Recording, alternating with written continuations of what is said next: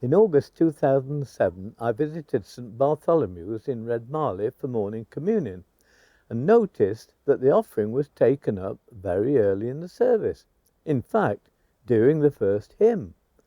The surprise of having to reach into my pocket so early in the service triggered my mind into one of its usual mischievous journeys. I wondered whether in times past alert church wardens had noticed a tendency amongst villagers to slip out of the service before the sermon, and thus before the offering was taken. If this were to have been the case, the attendees would have missed the benefits of the sermon, and the vicar might have suffered a cash flow problem. Therefore, wardens made sure the money came in first.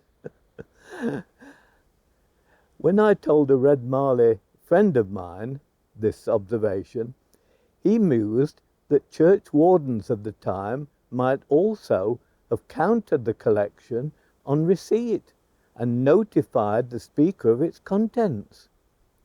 In this way, the sermon could then have been improvised to meet the latest signals being sent to the vicar by the congregation. Indeed, my friend then remembers the time in Redmarley before decimalisation of our money, and is convinced that the vicar at the time once responded to the congregation's generosity by preaching a 17 shillings and sixpence sermon rather than his normal 10 shilling one. With these comments fresh in mind, later that day, I visited St Johns the Evangelist in Portley for what is really a lovely service of evening prayers.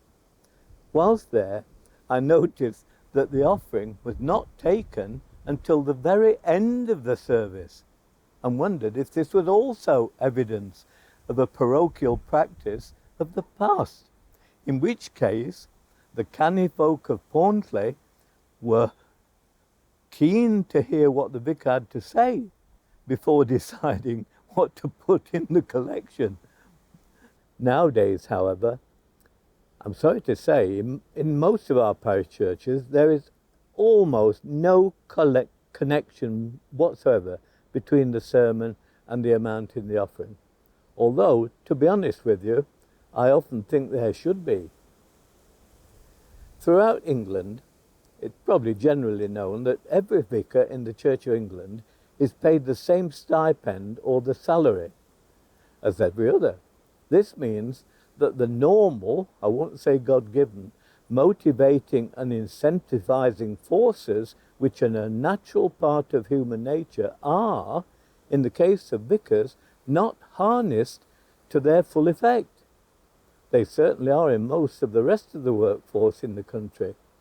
There are pay differences of a sort in the Church of England, and these apply to bishops and administrative clerics.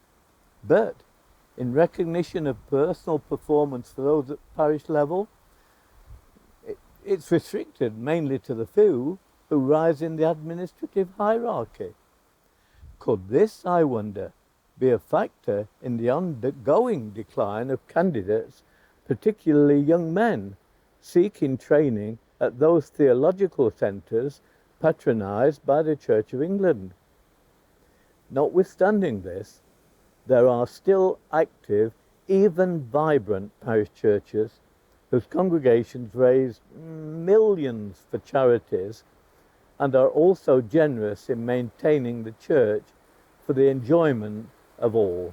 However, this still leaves thousands of buildings which are open in theory but cannot find vicars.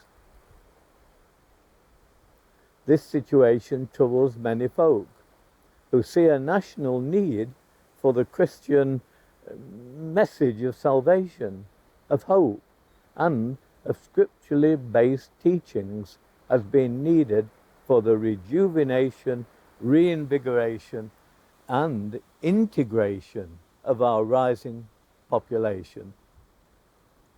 The early church followed the injunction of Jesus, Mark 6:8, to go out, for evangelists to go out without purse or scrip, and to trust God and the people to give them their needs.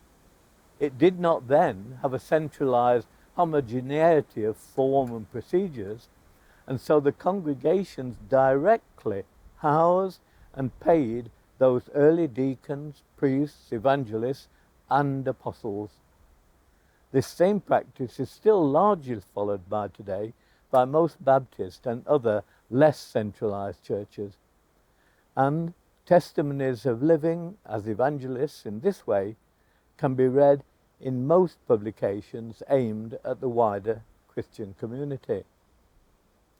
But talking about a link between the offering and the sermon reminds me of the little boy whose father gave him a pound coin to put on the collection plate, but who then let the plate go by and hung on to the coin.